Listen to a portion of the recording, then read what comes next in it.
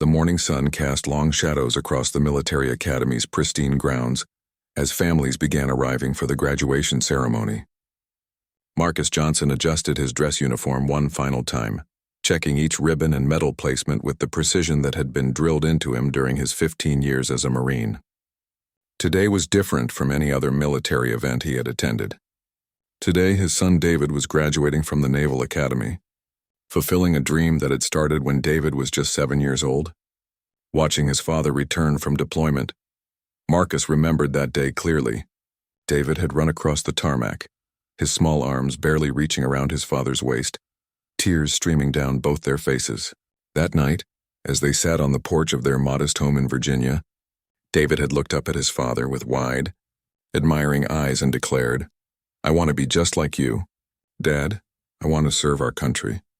Marcus had smiled, ruffling his son's hair, never imagining that 12 years later, he would be watching that same boy become a naval officer. The parking lot was filling rapidly with cars bearing license plates from across the nation. Proud families emerged, many wearing clothing that displayed their connection to the military. Marcus walked alongside his wife, Sarah, whose navy blue dress complemented the small anchor pin she wore on her lapel. Their daughter, Angela, a sophomore in college, chatted excitedly about seeing her big brother finally graduate. The family had driven 6 hours from their home, staying in a nearby hotel to ensure they wouldn't miss a single moment of this milestone. As they approached the academy's main entrance, Marcus noticed the increased security presence. Multiple checkpoints had been established, with military police checking identification and bags. The process was thorough but courteous, with guards offering directions and answering questions from visiting families. Marcus appreciated the professionalism displayed by the young servicemen and women managing the crowds. It reminded him of his own early days in the Corps, when attention to detail and respect for others were paramount values. The academy grounds were magnificent, with historic brick buildings standing as monuments to decades of military tradition. Manicured lawns stretched between structures, and American flags snapped proudly in the morning breeze. Cadets in crisp white uniforms moved purposefully across the campus, their bearing reflecting years of discipline and training. Marcus felt a surge of pride knowing that his son had walked these same paths, studied in these buildings, and embraced the values that these walls represented. Sarah squeezed Marcus's hand as they joined the stream of families making their way toward the graduation venue. The ceremony would take place in the Academy's historic auditorium, a grand hall that had witnessed countless graduations over the years. The building's classical architecture spoke to the timeless nature of military service and the continuous chain of honor that connected generation to generation of service members. Inside the auditorium, families were finding their seats according to a carefully orchestrated seating plan. Marcus presented their tickets to an usher, a young cadet who directed them toward their designated section. The seats were located in the middle section, offering an excellent view of the stage where David would soon cross to receive his commission. Marcus had specifically requested good seats when he submitted their attendance forms months earlier, wanting to capture every moment of his son's achievement. The auditorium was filling with the sounds of excited conversations, camera equipment being adjusted, and children asking their parents when the ceremony would begin. Marcus looked around at the diverse gathering of families, noting the common thread of pride that seemed to connect everyone in the room. Military families understood the sacrifices involved in serving one's country, and graduation day represented not just individual achievement, but family triumph. As they settled into their seats, Angela pulled out her phone to take pictures of the elegant auditorium. The stage was decorated with the Academy's colors and featured a podium flanked by flags representing different branches of the military. Large screens had been positioned throughout the hall to ensure that everyone could see the proceedings clearly. Marcus adjusted his jacket, feeling the weight of his own service ribbons against his chest, symbols of his dedication to the same ideals his son would soon pledge to uphold. Sarah opened the graduation program, pointing out David's name among the list of graduating cadets. She had already highlighted it with a yellow marker, a small tradition she had maintained throughout both of their children's academic careers. Marcus smiled at this familiar gesture, remembering similar programs from David's high school graduation, his college ceremony, and now this momentous occasion that would launch his military career. The atmosphere in the auditorium was electric with anticipation. Families compared stories about their graduates, sharing tales of the challenges and triumphs that had led to this day. Marcus listened to other parents describing their children's journeys, finding common ground in the pride and concern that military families experience. These conversations reminded him that while each family's story was unique, they were all part of a larger community bound together by service and sacrifice. A military band was setting up near the stage, their instruments gleaming under the auditorium's lighting. Marcus knew that the ceremony would include traditional military music, including the alma mater and various service songs that held deep meaning for the military community. He looked forward to standing with hundreds of other family members as they honored their graduates and the institution that had shaped them into officers. The morning was progressing perfectly, with everything unfolding according to the detailed schedule that had been provided to families weeks in advance. Marcus felt grateful for the opportunity to witness this milestone in his son's life, knowing that military families often had to miss important events due to deployment schedules and operational commitments. Today, however, nothing would prevent him from watching David take his oath as a newly commissioned officer. As the ceremony's start time approached, the excitement in the auditorium continued to build. Marcus checked his watch, noting that they had arrived with plenty of time to spare. He wanted to savor every moment of this experience, from the anticipation building in the auditorium to the actual moment when David would step forward to begin his career as a naval officer, continuing the family tradition of military service that Marcus had started so many years ago. 20 minutes before the ceremony was scheduled to begin, 2 security guards approached Marcus and his family in their seats. The guards wore standard academy security uniforms with badges that identified them as civilian contractors rather than military personnel. One was tall and heavy-set with graying hair, while the other was younger and appeared nervous as they made their way down the aisle. Marcus noticed them approaching, but assumed they were conducting routine security checks or perhaps looking for someone else entirely. The older guard stopped directly in front of Marcus's row and spoke in a voice loud enough for surrounding families to hear. "Sir, I'm going to need you and your family to leave the auditorium immediately." His tone was firm and carried an authority that suggested this was not a request, but a command. Marcus looked up in confusion, his mind racing to understand what could possibly be wrong. He had checked in properly, presented the correct tickets, and followed all posted guidelines for attending the ceremony. "I'm sorry, but I don't understand," Marcus replied calmly, maintaining the composure that years of military training had ingrained in him. "We have tickets for these seats, and this is my son's graduation ceremony." He reached into his jacket pocket to retrieve the tickets that had been mailed to them months earlier, along with his military identification card that clearly showed his status as an active-duty Marine. The younger guard shifted uncomfortably but remained silent while his partner continued the confrontation. "These seats are reserved for academy families only. You don't belong here." The statement hung in the air like a physical blow, its implications immediately clear to Marcus and the families seated nearby. Several people turned to watch the exchange, their expressions showing confusion and growing concern about what they were witnessing. Sarah reached for Marcus's arm, her face flushing with a mixture of anger and embarrassment. Angela looked between her parents and the guards, her eyes wide with disbelief. The accusation that they didn't belong at their own son's graduation ceremony was both absurd and deeply offensive. Marcus felt his jaw tighten, but he maintained his military bearing, knowing that how he handled this situation would reflect not only on himself, but on the uniform he wore and the values he represented. "Gentlemen, there seems to be some misunderstanding," Marcus said, his voice steady despite the anger building inside him. "My son David Johnson is graduating today as a newly commissioned naval officer. We drove 6 hours to be here, and we have every right to attend this ceremony." He held up their tickets and pointed to David's name in the graduation program that Sarah was holding. The older guard barely glanced at the documentation before shaking his head dismissively. "I don't care what papers you have. You need to leave now or we'll have to call for additional security." His partner nodded in agreement, though his discomfort with the situation was becoming increasingly apparent. The threat of calling additional security suggested that they were prepared to escalate the situation rather than examine the evidence that Marcus was presenting. Families in the surrounding rows had stopped their conversations to watch the confrontation unfold. Some appeared shocked by what they were hearing, while others seemed uncertain about whether they should intervene. An elderly couple sitting directly behind Marcus exchanged worried glances, and the woman leaned forward to whisper, "This doesn't seem right." Her husband nodded in agreement, but they remained seated, unsure of how to help in such an unprecedented situation.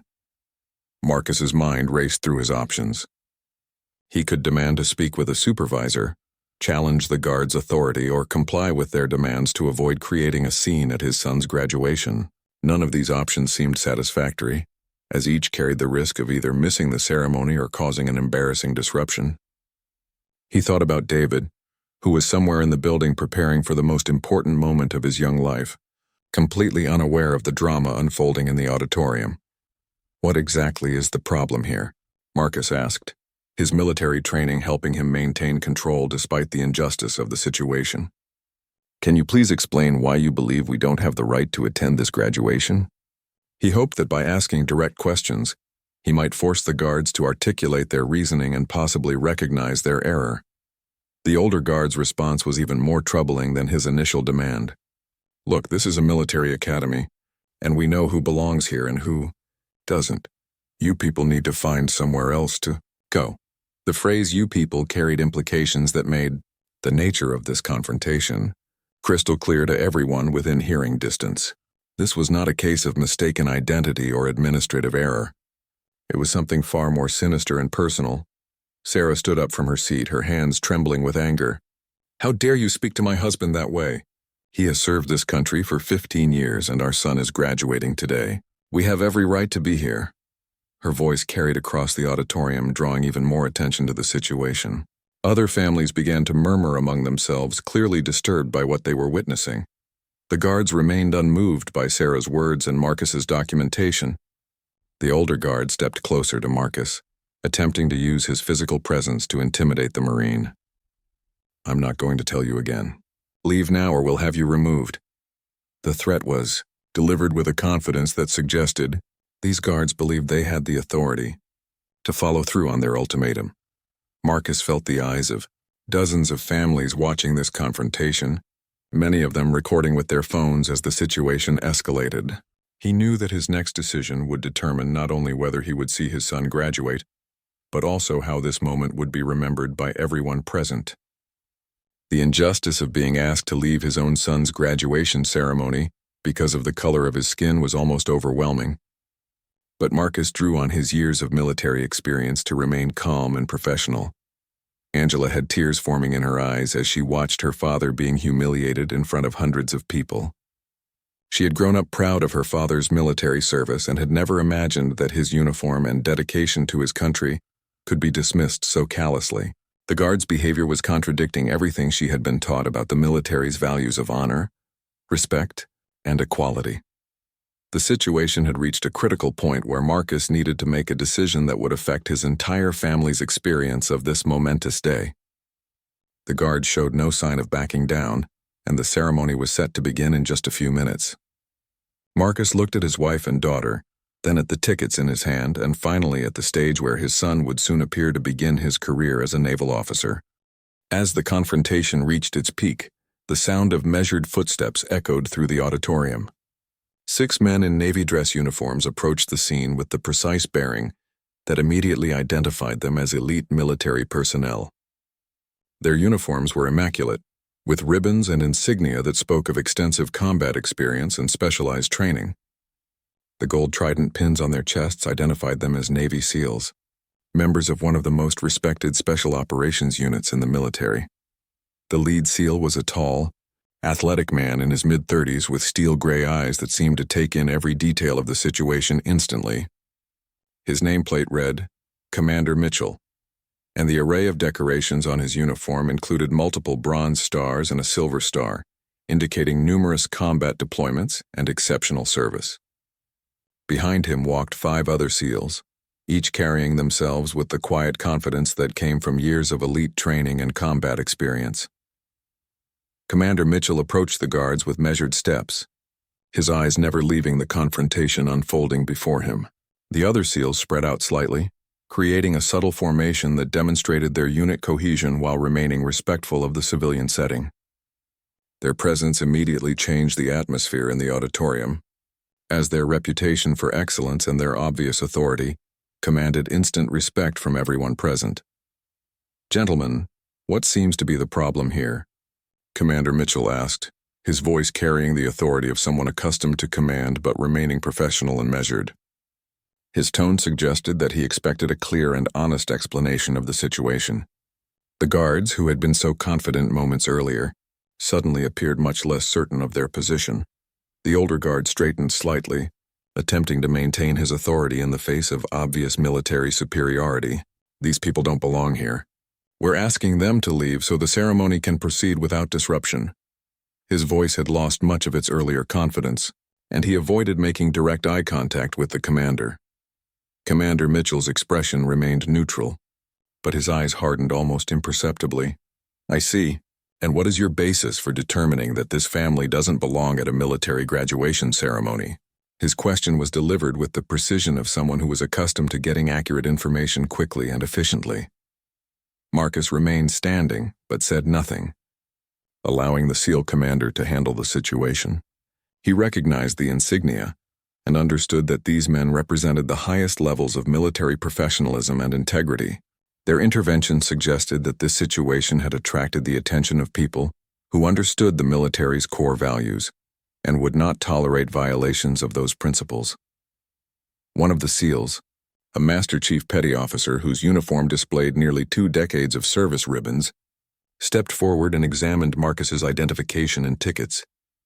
His nameplate read MCPO Rodriguez, and his weathered face suggested extensive operational experience. After a thorough review of the documentation, he nodded to Commander Mitchell and said quietly, "Everything appears to be in order, sir." The commander turned his attention back to the guards, his professional demeanor masking what appeared to be growing displeasure with their behavior. "So you're asking a decorated Marine and his family to leave his son's graduation ceremony? Can you explain the military regulation or academy policy that supports this action?" His question hung in the air, clearly expecting a response that everyone in the auditorium knew would not be forthcoming. The younger guard, who had remained largely silent throughout the confrontation, began to fidget nervously. He glanced between his partner and the SEALs, clearly recognizing that they had overstepped their authority and were now facing consequences they had not anticipated.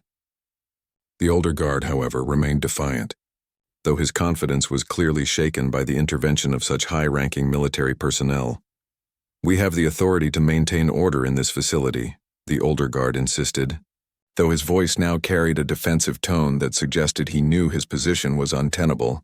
"If we determine that someone doesn't belong here, we have the right to ask them to leave." His statement was met with visible disapproval from the families seated nearby, many of whom were shaking their heads in disbelief. Commander Mitchell took a step closer to the guards, his presence commanding absolute attention from everyone in the immediate area. "Let me be very clear about something.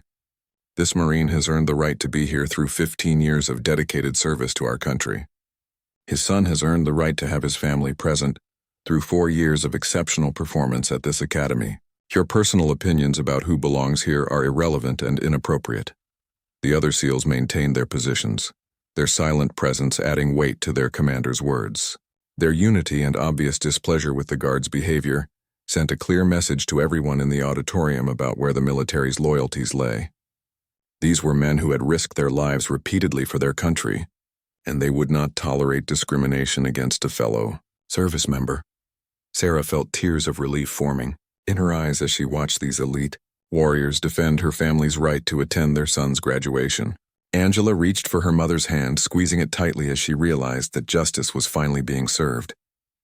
The humiliation and anger of the past few minutes began to fade as they witnessed the military's values being upheld by men who truly understood what service meant. The auditorium had grown, noticeably quieter as families throughout the hall became aware of the drama unfolding in their section. Many were holding their phones, recording the interaction between the SEALs and the guards. The contrast between the professional bearing of the military personnel and the defensive posturing of the security guards was stark and obvious to everyone present. MCPO Rodriguez addressed Marcus directly, his voice respectful and apologetic. "Gunnery Sergeant Johnson, please accept our apologies for this inappropriate treatment. You and your family have every right to be here, and we're honored to have you attend this ceremony." His words carried the weight of genuine military respect and recognition of Marcus's service and sacrifice. The older guard made one final attempt to assert his authority, but his words fell flat in the face of overwhelming opposition from both the SEALs and the families who had witnessed the entire confrontation. "We were just following protocol," he mumbled, though everyone present knew that no legitimate protocol would have resulted in the treatment Marcus and his family had received. Commander Mitchell's final words to the guards were delivered with the kind of quiet authority that left no room for argument or misunderstanding. The tension that had filled the auditorium began to dissipate as it became clear that justice would prevail and that Marcus's family would be able to witness David's graduation as they had planned and deserved. Commander Mitchell's voice cut through the auditorium with unmistakable authority as he delivered his final assessment of the situation. "Gentlemen, your behavior today has been completely unacceptable and contradicts every value that this institution represents. You will not only allow this family to remain in their assigned seats, but you will also ensure that they are treated with the respect and dignity that every military family deserves." His words carried the weight of absolute command, leaving no room for argument or negotiation. The older guard's face flushed red as he realized that his authority had been completely undermined in front of hundreds of witnesses. The younger guard looked visibly relieved that the confrontation was ending, suggesting that he had been uncomfortable with their actions from the beginning but had felt compelled to follow his partner's lead. Both guards mumbled acknowledgments of the commander's instructions, their earlier confidence completely evaporated. MCPO Rodriguez turned to address the families who had been watching the confrontation unfold. "Ladies and gentlemen, we apologize for this disruption to what should be a joyous celebration. Please know that the behavior you witnessed does not represent the values of this academy or the United States military." His statement was met with nods of approval and scattered applause from families throughout the section. As the guards retreated from the area, visibly chastened by their encounter with the SEALs, Commander Mitchell approached Marcus personally. "Gunnery Sergeant Johnson, I want to personally apologize for what you and your family experienced today. Your service to our country has earned you the respect of every person in this auditorium, and you should never have been subjected to such treatment." He extended his hand to Marcus, who accepted it with gratitude and renewed pride. The handshake between the two warriors represented more than just an apology. It symbolized the brotherhood that exists among service members regardless of branch or rank. Marcus felt the firm grip of a man who understood sacrifice and dedication, someone who recognized the value of military service and the importance of standing up for what is right. The moment was captured by dozens of phone cameras, creating a lasting record of military values in action. Sarah approached Commander Mitchell with tears in her eyes, her voice thick with emotion. "Thank you for standing up for us. I was beginning to think we would miss our son's graduation because of those men's prejudice." The commander's expression softened as he addressed her concerns, assuring her that nothing would prevent them from witnessing this important milestone in their son's life. Angela, who had been quiet during most of the confrontation, found her voice as she spoke to the SEALs. "Thank you for helping my dad. He's the best Marine in the world, and he didn't deserve to be treated that way." Her words brought smiles to the faces of these battle-hardened warriors, reminding them of the families they fought to protect and the values they swore to defend. The 5 other SEALs introduced themselves to Marcus and his family, sharing brief conversations about service, sacrifice, and the pride that comes from watching the next generation step forward to defend their country. Each man brought his own perspective and experience, but all shared a common understanding of what it meant to serve with honor and distinction. As the immediate crisis subsided, families throughout the auditorium began approaching Marcus to offer their support and express their outrage over the treatment he had received. A retired Army colonel shook Marcus's hand firmly, saying, "Brother, that was completely out of line. We're glad those SEALs stepped in to set things right." His words were echoed by dozens of other military families who understood the bond that connects all service members. The incident had created an unexpected sense of unity among the families present as they rallied around Marcus and his family in a display of military solidarity. Parents who had never met before found themselves discussing the importance of standing up against discrimination and ensuring that military values are upheld in all circumstances. The attempted injustice had backfired, creating a stronger sense of community among the graduation attendees. Commander Mitchell informed Marcus that he would be filing a formal complaint about the guards' behavior, ensuring that appropriate action would be taken to prevent similar incidents in the future. This academy has a responsibility to ensure that all military families are treated with dignity and respect, he explained. What happened today was unacceptable, and there will be consequences. The SEALs remained in the area for several more minutes, ensuring that the situation was completely resolved and that Marcus's family felt comfortable staying for the ceremony. Their presence served as a powerful deterrent against any further harassment, while also demonstrating the military's commitment to its core values of honor, courage, and commitment. As the ceremony's start time approached, the SEALs prepared to take their own seats, but not before Commander Mitchell made one final gesture. He approached Marcus again and said, "Gunnery Sergeant, it would be our honor if you and your family would join us for a post-ceremony reception. We believe your son should know about the character and integrity his father displayed today." The invitation was unexpected but deeply meaningful, representing acceptance into the brotherhood of elite warriors. The auditorium began to fill with the sounds of preparation as the ceremony was about to begin. Military band members took their positions. Academy officials reviewed their notes and families adjusted their cameras and phones to capture the momentous occasion. The earlier confrontation seemed almost surreal in contrast to the dignified atmosphere that now prevailed. Marcus looked around at the families surrounding him, noting the expressions of respect and admiration on their faces. What had begun as a humiliating attempt to deny him his rightful place at his son's graduation had transformed into a powerful demonstration of military values and community support. The SEALs had not only defended his right to be present, but had also restored his faith in the institution his son was about to join. Sarah squeezed Marcus's hand as they settled back into their seats, the earlier tension replaced by a sense of vindication and pride. Angela adjusted her phone to record the ceremony, knowing that this day would be remembered not just for David's graduation, but also for the moment when justice prevailed over prejudice.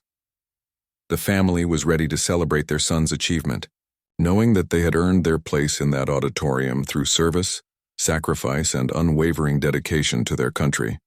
The ceremonial music began to fill the auditorium as the graduation ceremony officially commenced. The Academy's brass band played Anchors Away with precision and pride, their notes echoing off the high ceilings and creating an atmosphere of reverence and celebration. Marcus felt his heart swell with emotion as he realized that after everything they had endured, they were finally going to witness their son's transformation from cadet to naval officer. The processional began with Academy officials taking their places on the stage, followed by distinguished guests and speakers who would address the graduating class. The audience rose to their feet as the Academy's superintendent entered, his uniform bearing the insignia of decades of distinguished naval service. The pomp and ceremony of the occasion served as a powerful reminder of the traditions and values that David was about to embrace as his own. As the cadets began their march into the auditorium, Marcus scanned the rows of white uniforms looking for his son. The graduating class moved with synchronized precision, their bearing reflecting 4 years of intensive training and discipline. Each cadet represented years of hard work, sacrifice, and dedication, not just from themselves but from their families who had supported them throughout their journey. When David's company entered the auditorium, Marcus spotted his son immediately. David's posture was perfect, his uniform immaculate, and his expression focused on the solemnity of the occasion. Marcus felt a surge of pride that transcended the earlier confrontation with the guards. This moment represented the culmination of a dream that had begun when David was just a child. Inspired by his father's example of military service, Sarah gripped Marcus's arm tightly as she too spotted their son among the graduating cadets. Tears flowed freely down her cheeks as she watched David take his place with his classmates, knowing that this ceremony would mark the beginning of his adult life as a commissioned officer. The challenges and sacrifices of military life lay ahead, but today was about celebrating achievement and honoring commitment. The Academy superintendent delivered the opening remarks, speaking about the responsibility that comes with military leadership and the trust that the American people place in their armed forces. His words resonated throughout the auditorium, reminding everyone present of the serious nature of military service and the high standards expected of naval officers. Marcus nodded in agreement with each point, having lived these principles throughout his own career. During the ceremony, Marcus noticed that the SEALs had taken seats near the front of the auditorium, their presence adding gravitas to the proceedings. Commander Mitchell caught Marcus's eye and nodded respectfully, a gesture that reinforced the bond that had been forged during their earlier encounter. The support of these elite warriors had transformed what could have been a devastating experience into a powerful affirmation of military values. As individual awards and recognitions were announced, Marcus felt immense pride in the accomplishments of David's entire class. These young men and women had excelled academically, demonstrated leadership potential, and committed themselves to serving their country at a time when military service required significant personal sacrifice. Each name called represented a family's pride and a nation's hope for the future. When David's name was announced for academic excellence, Marcus couldn't contain his pride. His son had not only graduated but had distinguished himself among his peers through hard work and dedication.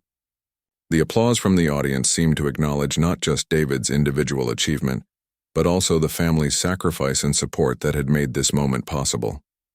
The guest speaker, a decorated admiral with combat experience spanning multiple decades, addressed the graduating class about the challenges and opportunities that lay ahead.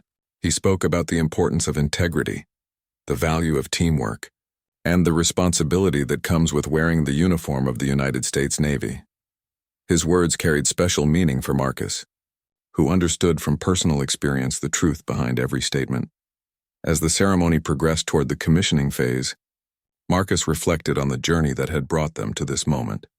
From David's childhood dreams of military service to his acceptance at the academy, through 4 years of rigorous training and academic challenge, and now to this culminating moment of becoming an officer. The earlier confrontation with the guards seemed insignificant compared to the magnitude of what they were witnessing. The most powerful moment of the ceremony came when the graduating cadets stood to take their oath of office. In unison, they raised their right hands and recited the words that would bind them to serve their country with honor and distinction. Marcus mouthed the words along with his son, remembering his own commissioning ceremony years earlier and the weight of responsibility he had felt in that moment. David's voice carried clearly across the auditorium as he pledged to support and defend the Constitution of the United States against all enemies, foreign and domestic. The words took on special significance for Marcus, who had lived by those same principles throughout his own military career. Watching his son make the same commitment created a bridge between generations of service that would connect them forever. After the oath was administered, the new officers participated in the traditional hat toss, sending their cadet covers high into the air while donning their new officers' caps. The symbolic gesture marked the end of their time as cadets and the beginning of their careers as commissioned officers. Marcus watched his son's hat disappear into the cloud of covers filling the air above the stage, knowing that David was now truly following in his footsteps. The ceremony concluded with the playing of the Naval Academy's alma mater, and as the final notes faded, families throughout the auditorium erupted in applause and celebration.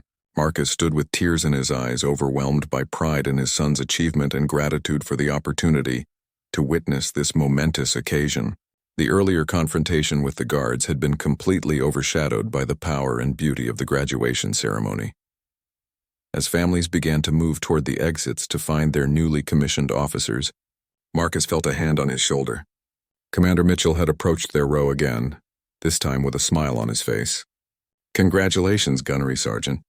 Your son should be proud to have a father like you, and I'm sure you're proud of the officer he's about to become." The words carried special meaning coming from someone who understood the true cost of military service. The reunion between Marcus and David took place on the academy grounds, where families gathered to congratulate their newly commissioned officers. David approached his family with the confident stride of someone who had just crossed a significant threshold in his life.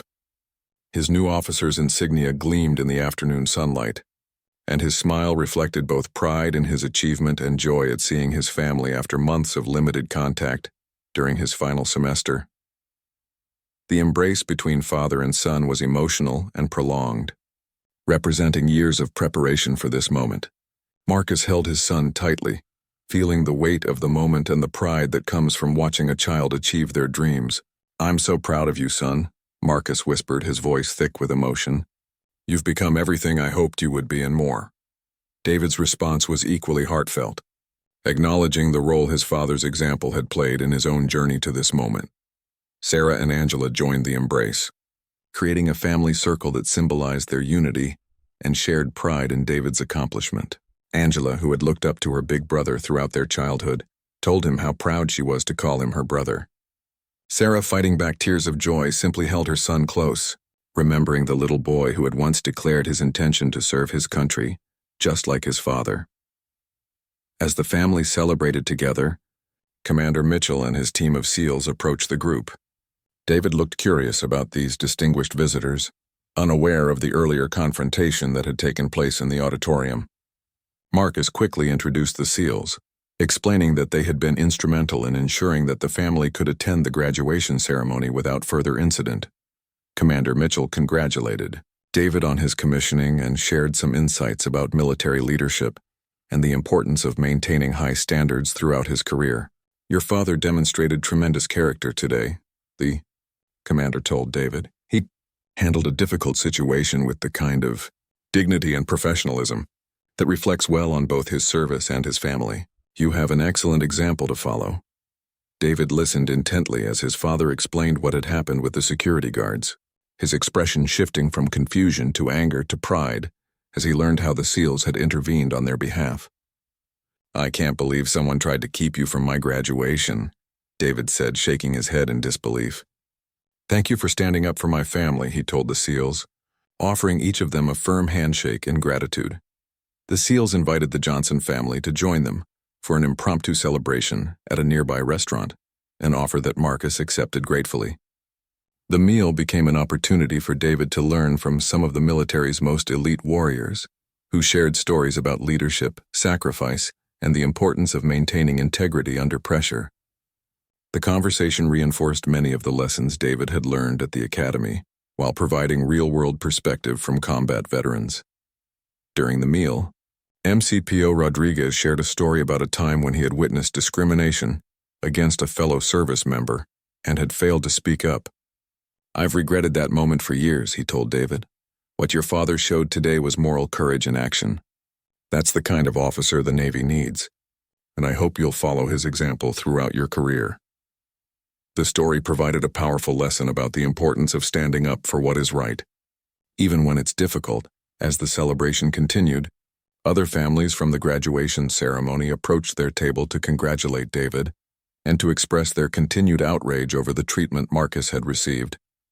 Many shared their own contact information, creating connections that would last beyond the graduation day.